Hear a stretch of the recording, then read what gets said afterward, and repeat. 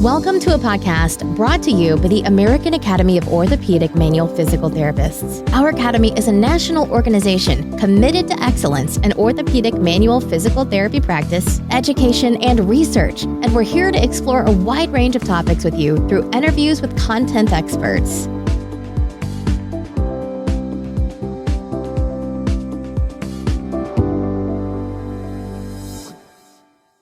Hello, AMP listeners. Dr. Antigone Vesey here, and I'm excited to introduce our next two guests to the podcast, Dr. Christine Kasprisin and Dr. Jason Silvernail. I had the pleasure of listening to these two speak on social media at the 2023 AMP conference. Their session was titled, Social Media, Meaningful Engagement for Beginners and Experts. I learned a lot personally and professionally, so I thought this would be a wonderful topic to bring to our listeners. They both have an extensive and impressive bio, but wanted the conversation to speak for itself. So without further delay, let's get to the interview. Dr. Kasprisin and Dr. Silvernail, welcome to the podcast. Thank you so much for having us. It's great to be here. This is awesome. I loved your session, and I cannot wait to give the listeners a dive into the room of what you both did at AMPT. How do you both know each other, and what made you want to give this talk at AMPT? Great question. Dr. Silvernail, or Jason, became one of my mentors when I was doing my Doctor of Science and fellowship training. He's a known leader both in kind of our physical therapy profession and in the military, and he just cares so much about developing others and moving our field forward that I count myself very fortunate that our paths happened to cross when they did. And he immediately came to mind when this kind of topic came up because I know he's a leader on the social media front as well.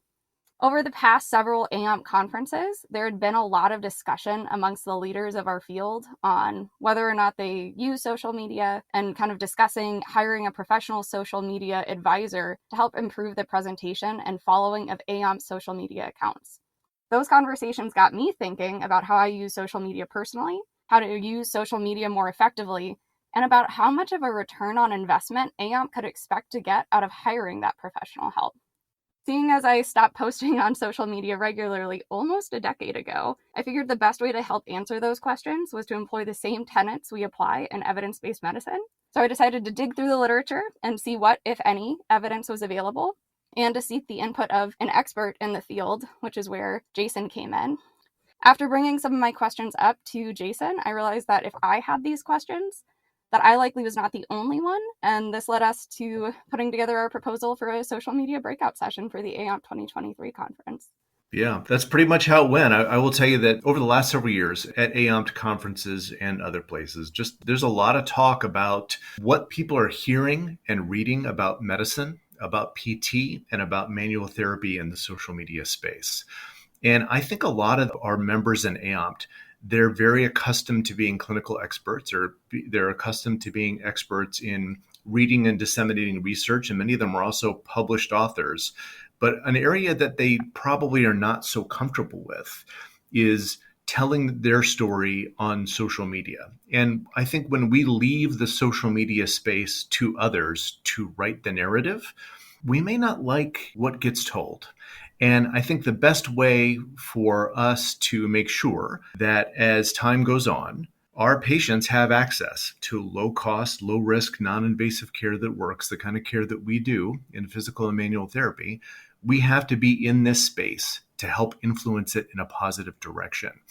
And I think that helping to activate and get involved more people who are already doing good work interpersonally and help them learn how to use social media well and do it in a way that fits them and feels comfortable for them is very important. And I want to see more people in our field engaging in the social media space and helping to tell the story to help move things forward for our patients. I completely resonate with that. I feel that personally and professionally. And when you had addressed the room, Jason, you had said the people in this room are the ones trying to move the profession forward. You're doing the research, you're teaching the students, you're appraising the literature. And it was completely accurate of who's in the room. And you said, you guys don't have time for this, but the audience and your consumers and your patients need to be hearing from you. And immediately I was like, exactly right. For a long time, you had to pay to get access to a medium. You had to pay to get your ad in the newspaper or the yellow pages. The barrier to entry to be able to communicate to people was so high, and it cost money. And that was a big problem. And I think one of the advent of social media gives us a chance for everyone to spend almost nothing, and just with a little bit of time and the right kind of approach can help tell their story. And I know Christine's got some more to say about that. I definitely do. Yeah, Christine, I would love for you to tell your story and your personal experience with social media because that was how you led the presentation. And I thought that it was a great demonstration of your journey, which I think is not too different from potentially our listeners' journey as well. Yeah, so I first started using Facebook back when I was in high school. And like most high schoolers, and especially high schoolers engaging on social media for the first time, I posted every single thought that came into my head, right? Like that I had gone berry picking the day before. And then I posted some obscure literary reference about a poem referencing berry picking the day after that. Or I talked about my woes with biochemistry and molecular biology. And as time went on, I realized that I didn't really like how much time I was spending on social media. And especially when I didn't feel like I was posting anything that was truly meaningful or earth shattering, right? And so I figured that if I was going to be engaging on social media, and the whole idea was that I was engaging with my friends and the people I cared about, that I had other better ways to try to do that. And with the supposed risks, using air quotes here, that come with social media, whether that be maintaining my personal privacy or what if future employers saw what I was posting, I decided to completely go away from it to the point where basically all I would use it for was, privately messaging friends and family, maybe following some of the organizations that I was a part of. That way I could stay more informed on what they were doing. And then, of course, kind of following either accounts that I found engaging and informative, or maybe following the accounts that just made me feel good, that posted cute little like puppy videos. Is there truly a good return on investment if I'm going to be spending the time trying to create content and post content? And what content should I even be putting out there? It really led me down the rabbit hole of, well, what does the literature say? Because that's how I make a lot of my decisions. And who is doing this well? And so even though I haven't personally started doing a lot of my own content creation and posting, I do have a plan, and I'm just doing a little bit more refining now as to what is the target population that I may be looking to try to communicate with, and what is the story that I'm looking to share, and what is my unique perspective that I'm bringing to that story. Hopefully moving forward, I'll be able to use social media as a tool that it is and the avenue that it is to better help people and also kind of help move the profession forward. I love that. And it's nice to see your perspective as well as now Jason's perspective, who is quite active on social media. So I'm going to ask Jason, talk to us about your experience with social media. What made you want to pursue this as your avenue to communicate, and how has it been going so far? Yeah, that's a great question. I think I probably started right around, I hate to say it this way, it makes me sound old, the turn of the century, right? So it really was like right around 2000, I think, when we had enough technology in the online space to allow people to collaborate with each other. And early on, it was technology that was pretty tolerant of sort of low transmission speeds. So it was almost all written. So it was, what people used to call forums and blogs and that kind of stuff. I don't know how I got started in it, but it's a way to get access to how people are thinking and what they're doing in ways that sometimes you would not have predicted. So I grew up in PT, and the people who taught me were a relatively small group of people. The people I work with, relatively small group of people. But you jump on that forum and you want to talk about something that everybody in your clinic agrees should be handled like X. And then all of a sudden we have people talking about an A through Z method of doing that sort of thing. And so what I ended up doing is just getting up a lot of back and forth conversations. I also ended up getting in a lot of arguments some that were constructive and some that were not so constructive, some that in which I behaved pretty well and some in which I did not behave so well looking back.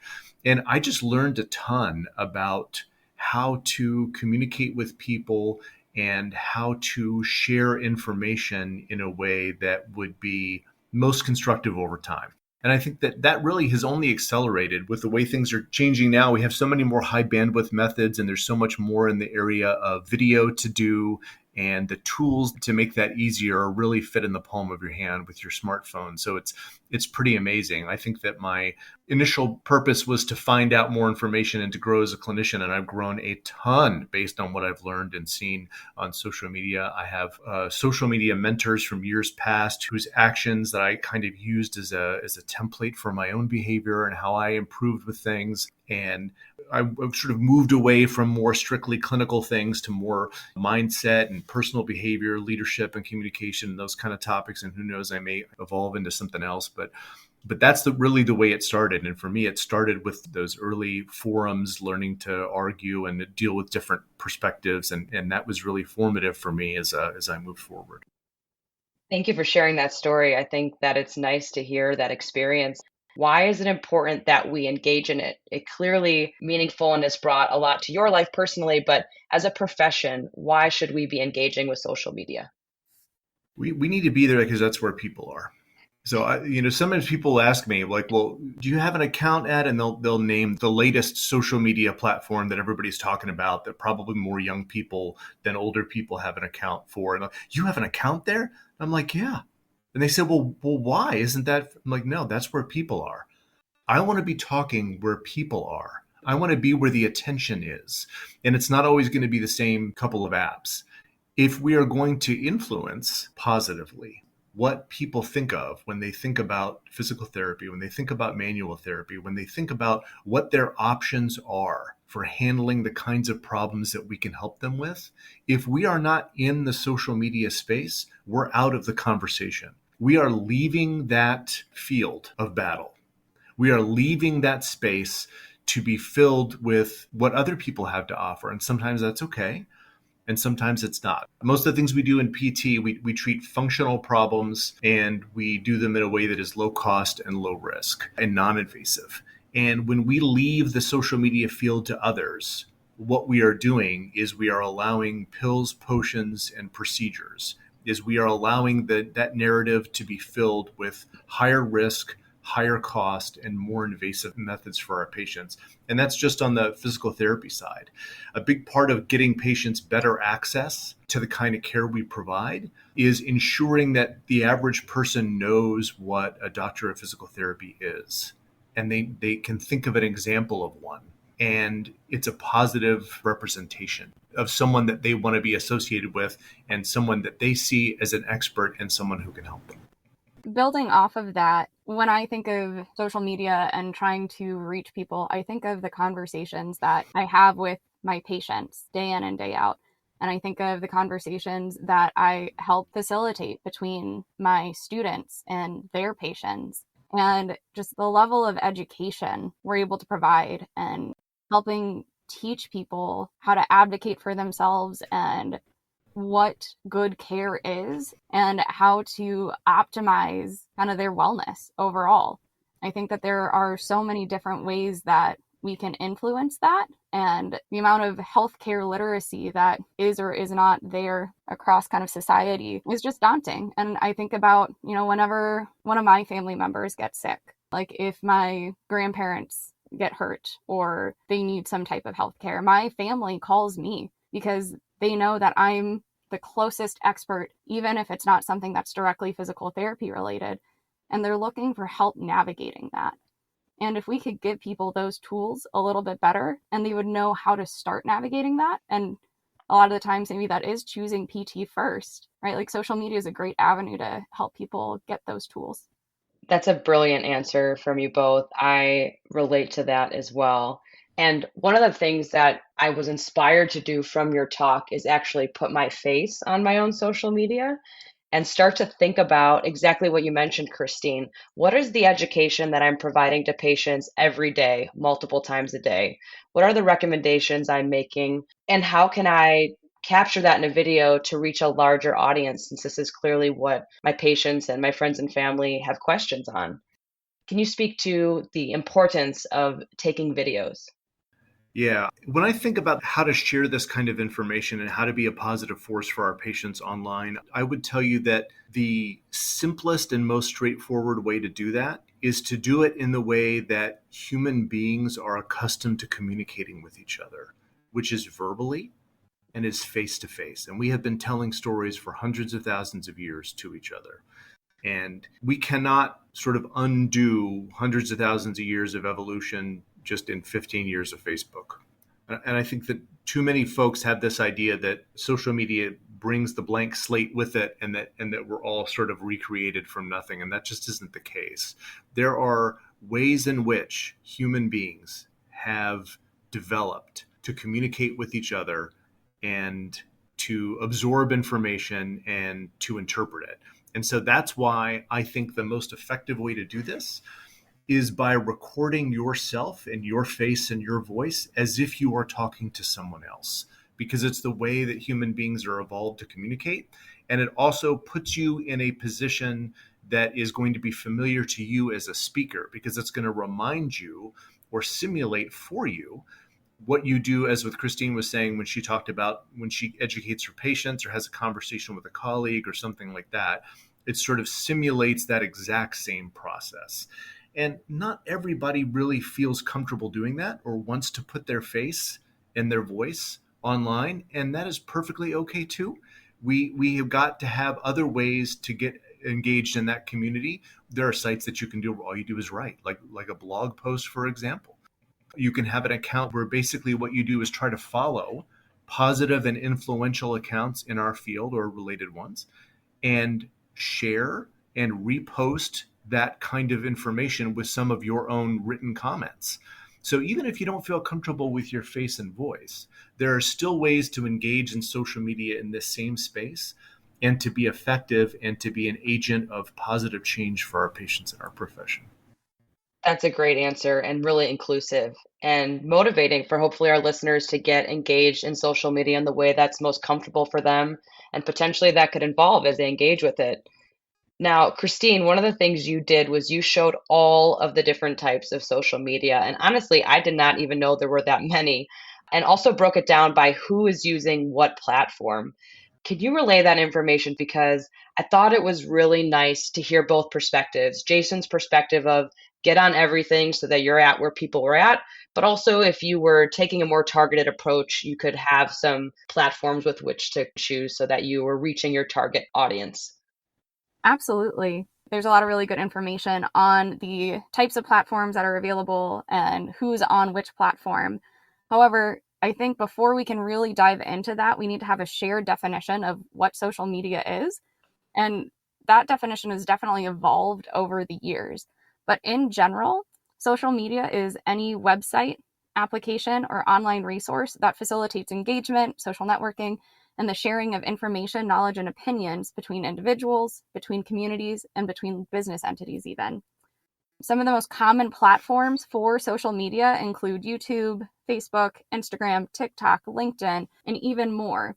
Really, it's such a vast definition, and there are so many ways that just about any online entity could be considered a way to engage and facilitate that engagement in social networking and the sharing of information and communication. Even this podcast, in my mind, is a way to engage in social media.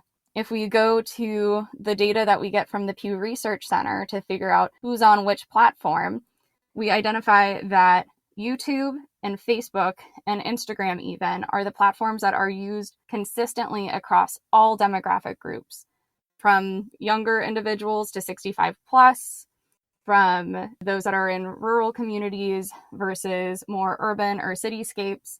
And so right now, as it stands, if you're going to only really be engaging in one or two platforms, likely YouTube and Facebook, and then maybe Instagram, are the ones where you're probably going to have the widest reach.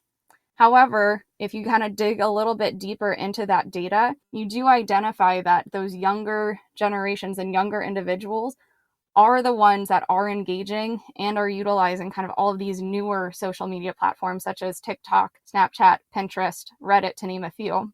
And if we think about the changing landscape of social media over the past decade, 2 decades, 3 decades, and what we think that's going to look like in the future, we probably need to still be engaged on those platforms of YouTube and Facebook and Instagram. But looking ahead and being willing to understand what new social media platforms are becoming popular and are becoming utilized is going to continue to help stay on top of where can we put information out as time goes on, because eventually these younger generations will turn into our older generations, and we're still going to be wanting to reach them as well. Definitely, that's a great point. And I want to ask for some of that research to link to in our show notes because I'm sure everybody has a little bit of a different goal and would love to look for that and think about it through their own lens. Absolutely. I'll definitely share that link with you.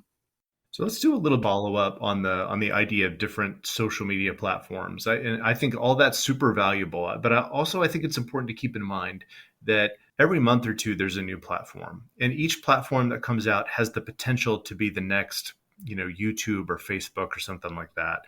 And so when I talk to people about social media, I don't want them to have a small viewpoint about where they need to be.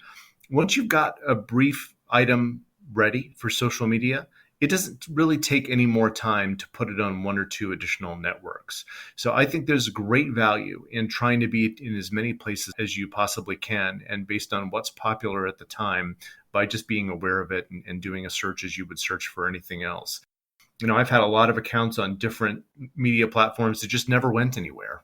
They just didn't become popular, didn't take off. And then I just stopped posting on them and moved on. And so I've got like 5 or 6 that I tend to use that periodically I check to make sure that they're the highest volume, highest used accounts, to make sure that I'm reaching as many people as possible. So I think people should definitely have the idea that being more places rather than fewer is better. And it really doesn't take any more time to reach more people by using more platforms. So let's say that you're inspired by this podcast, you want to start contributing. Hopefully, you're liking and sharing already, or maybe you up that. What advice would either of you have for someone who wants to start building a following on social media? I know personally it can be a little daunting as you're putting stuff out there and you're wondering, is anyone even looking at this or listening to this? Is this even worth my time? Do you have any recommendations for how to build that following? So I'll start, I guess. Recommendation 1 is thinking about the content that you're creating. If the content that you are putting out there is meaningful, at least meaningful to you, and there's a purpose behind it, you're being authentic and it's coming through as that, instead of putting on a face and trying to come across in a way that's different than from who you truly are, I think you're starting in the right place. The other part of building a following comes down to creating content regularly and consistently. And so if you have some type of a content creation plan where I will post at least once every 2 weeks, and therefore the following that you already do have can expect when that's going to happen, and there's some predictability to that, it has been shown that that has been more helpful. The next key that I've found kind of in the research that I've done so far, and as I'm also about to be starting this up for myself, is really if you follow and intentionally follow some of the right accounts that are also talking about maybe some of the same types of things, but in a different way, or are accounts that are just doing things well and that do have a following, you see what they're doing well. And you're willing to repost or reshare information from them that you find valuable, the likelihood that they will then follow you back or be willing to similarly share or post some of your information is just that much higher and can build that collaborative effort. Additionally, making sure that the content that you are posting is easily accessible and searchable. That means that it's a public account instead of necessarily just a private account. It likely means that you are going to allow your post to be easily searchable and is something that is relevant to the current day. And then finally, I would say making sure that you're using the other tools available through the different social media sites, or even other websites have created tools and to assist with some of that posting to multiple sites at once. That way you're not burning yourself out And this doesn't become a chore. Usually it's the information sharing that we're passionate about. So not getting disheartened early on, using the tools, that way you're making your life a little bit easier as you're getting started, and then being patient. Jason, do you have anything you want to add to that? Yeah, I think all of that is spot on. I think the two big things that I think are the most important of those, and I co-sign all of them, is the first one is sincerity. You really cannot pretend to be someone else online for any length of time. And if you do, people will know that you are not genuine, and it will seriously detract from your message. And the second is patience. I really think when we're thinking about social media, I think it comes down to our mindset. Like, what are we thinking about as we're in that space? And I think that sincerity is important. I would also say that it's important to think about just documenting what you are doing and thinking and saying. Instead of going out of your way to try to create something for someone, just document something that happened or something that you thought about or a conversation that you had.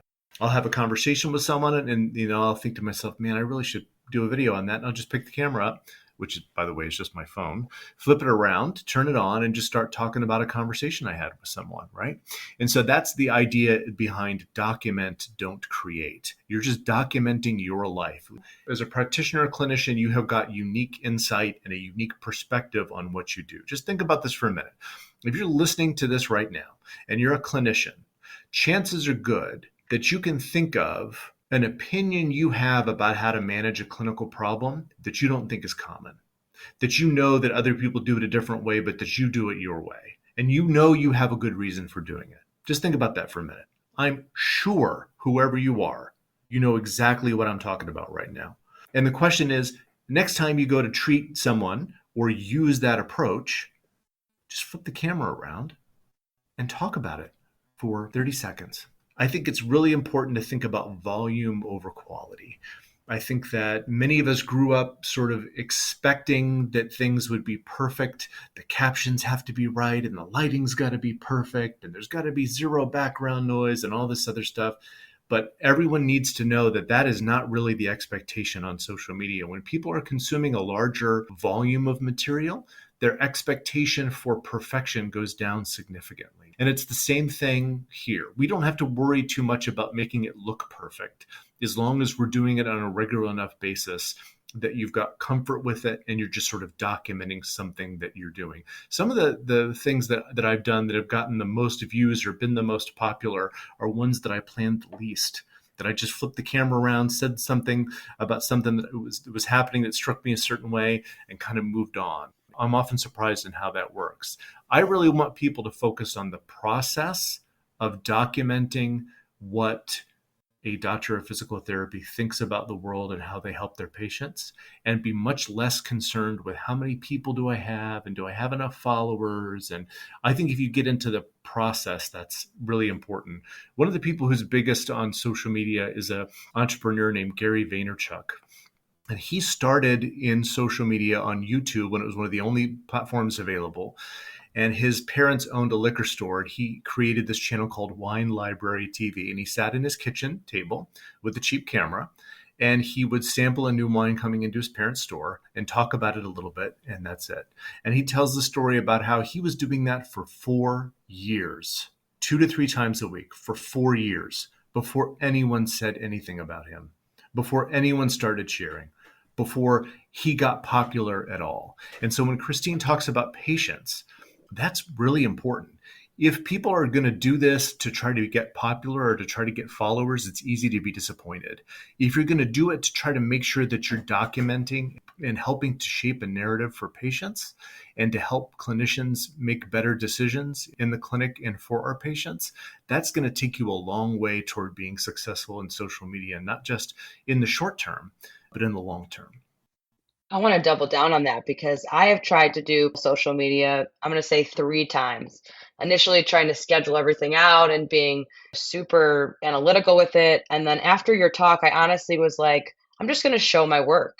I'm not going to sit here and try to think about what I want my work to be. I'm just going to actually use this to show my actual work. And I've gotten more positive feedback from patients, friends, family from doing that. And they would say things like, I didn't know you did that, or that's such an interesting perspective on that. And I'm going to share that with a colleague. And so I think I've finally been somewhat successful with it, or at least I'm a little more proud of it because of exactly what you both talked about. I have a little bit of scheduling, like Christine mentioned, and a little bit of purposefulness, but I also have that spontaneity of, man, I'm telling this story 10 times a day. I might as well just tell it and put it out there and people will listen to it. So I really like both of those perspectives and where they bridge as well. Well, we talked about what we should do, but what shouldn't we do? How do we prevent haters, trolls, negative comments on our social media? I know that's something that makes it scary and makes it difficult to maybe want to engage with. Do you have any recommendations from that standpoint? Well, I sure do. But I think before we do that, if you're listening to this podcast right now, you kind of like what you hear, but you're not really sure how to start, go follow Dr. Vessie's social media account like right now. And I'm sure she'll put it in the show notes for you. If not, I just made it so she has to now. And go look at what she's doing and how she's doing it, what her approach looks like, and look at how relaxed, sincere, and valuable that is in a way that is not excessively planned or, focused on crazy production value. And like what you're doing right now in your social media is exactly the kind of thing we're suggesting that people do. And I think it's going great, and keep it up. It's awesome. Oh, thank you. I appreciate that. When I talk to people about getting into this, I think that one of the things that Christine and I have found is the biggest pushback for people, or the thing that they're worried about, is they're just worried about conflict. Because I think a lot of people have associated social media with screaming arguments where nothing positive seems to happen. And I do agree that if you are looking for that kind of thing, it's not going to be hard to find it on social media. I really think conflict is inevitable no matter where we are or what we're doing. But there are some things that you can do to reduce it if that is your goal. Certainly, I know a lot of people who are successful in the PT social media space who are just sort of double down on conflict. They argue about politics all the time and that kind of stuff, and it really seems to work for them, and that's what they like to do. And if so, more power to them. This next message, it's not for them. This next message is for people who want to get started, but don't want all the haters and trolls and difficulty. So let's call it a no drama social media strategy. What is our no drama social media strategy? Well, it's things we do and it's things we don't do. So let's talk about what we are going to do. What are the do's of a no drama strategy? The first is to have the messages be positive. Things that are successful, things that are good, things that you should do, outcomes of the patient that are positive, things that you did that people enjoyed, things that you do that are positive and supportive for other people. When I say positive messaging, that's what I'm talking about. So keep it focused on your expertise and what you do. So if what you do on a day-to-day basis is you are in sports physical therapy, keep your messaging focused on that kind of area. So you're in an area where you have genuine expertise. Making a brief positive engagement with someone who makes a constructive comment on your channel or platform, that's valuable.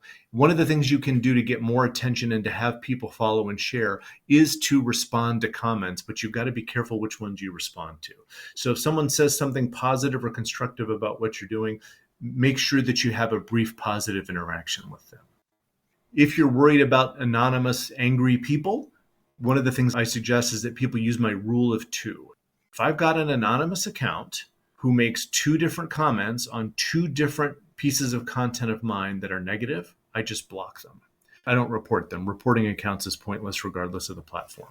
So those are the things you can do to have a no drama strategy. Now let's talk about the things you want to avoid, or the things you want to not do in your no drama strategy. First of all, don't directly challenge or call someone out.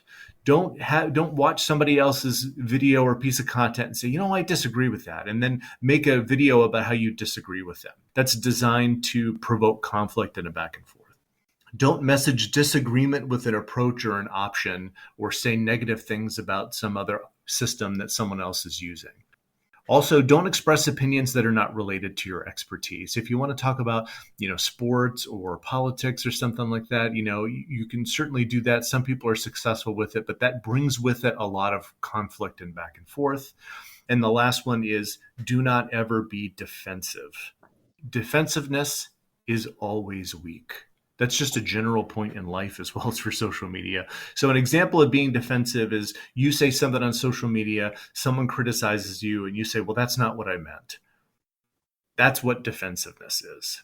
So if you make that brief positive statement and someone has a misinterpretation or says something negative, instead of saying that's not what I meant, just restate what you did mean once in a positive way. So I'm saying this, I'm not saying that. I will tell you that generally on social media, people tend to associate their ideas with their identity. So disagreement becomes personal. And there's no getting away from that once it's begun. People who make accusations of you or take offense at what you're saying, especially when we're talking about physical therapy and medicine topics, almost all accusations and offense taking on social media is in bad faith. It's not sincere. It's designed to sow disagreement, and it's designed to undermine your point with a sort of backhanded approach. So if you're looking for a no drama strategy, have short messages, be positive, focus on your expertise, make brief positive engagement with constructive comments, avoid challenging someone else or calling them out, avoid voicing disagreement with other approaches, and don't ever be defensive. And when you do those kinds of things over time, you'll find the number of haters or trolls that you have to deal with are really low. And you know what? Here's another idea. There's nothing special about an online trolling comment that is not like a trolling comment in person. If you get out of your car to go to the grocery store and someone yells that you've never heard of before, yells at you across, hey, that's an ugly shirt you're wearing, would you stop and have a conversation with them? You wouldn't. You would look at them and laugh, maybe wave. And as you would walk in, you'd say to somebody else, I think that person's kind of crazy. And then you just move on with your day. And that's exactly what I want you to do online when you get those kind of comments. I love that. I mean, take it seriously, but not personally at the end of the day. Yep. Thank you both so much for your time today. This has been an amazing conversation that I'm excited to include our listeners on. I appreciate the nod to my social media account, Dr. Silvernail, but I obviously want to reciprocate that because you both inspired me to do this. And I hope that our followers follow you as well. And Christine, when you start yours as well, too. What is your call to action for our listeners? What do you want to leave them with today? I guess I would say social media can be and is a space that we need to be a part of. Figuring out a way to engage with it that you feel comfortable with is the first step in that direction, right? Even if that's not creating your own content or posting your own story yet, but again, sharing and reposting other people's story that you find valuable, that you want to share that word on a little bit more, I think is a great first step. And then as you become more comfortable and confident, taking up your own space in the social media realm as well. Yeah, I think that's absolutely true. Look, whether we like social media or not, that's where people are. That's where they're spending their time, and that's where they're consuming content. And if we, as physical therapists and as experts in manual therapy and AOMT, if we are not in that space, someone else is. And they're telling a story about medicine and about therapy and what people's options are and what they should do. And if we want to be part of that conversation, if we want to be able to shape that behavior and make sure people know the kinds of care that can be offered in physical and manual therapy, low cost, low risk, non-invasive care that works, if we're going to get that message out, we have got to establish a presence here. And our collective failure to engage in that field of discussion enough is the underlying foundational issue that we have in trying to convince people of who we are and what we do. And if you want patients to know who we are and what we do and the kinds of care we can offer, you have to get involved in social media, and you can do that in a way that is minimally dramatic for you if you adapt your mindset and you adopt a good strategy. That's brilliant. Thank you both so much for giving this talk at AMPT and for your time today here. I'm going to link to all your social media accounts in the show notes, as well as some of the other information we talked about today. I really appreciate you delivering this message to our listeners. Absolutely. Thank you so much for having us on the show. Yeah, it's been great to be here. Everybody go follow Dr. Vesey and go and get involved in social media, jump in the water and get out there and tell your story. This has been a production of the American Academy of Orthopedic Manual Physical Therapists. You can learn more about the Academy by visiting our website at aaompt.org. You can also find us on Facebook, Twitter, and Instagram by searching for our acronym AAOMPT. The views and opinions expressed on the AOMPT podcast are those of the interviewers and interviewees and do not represent the official position of AOMPT. The information presented should not be used as personal healthcare or clinical practice advice. If you need to find an expert orthopedic physical therapist near you, then check out the Find a Fellow feature under the Public Resources tab at www.aaompt.org, which you can find in the show notes.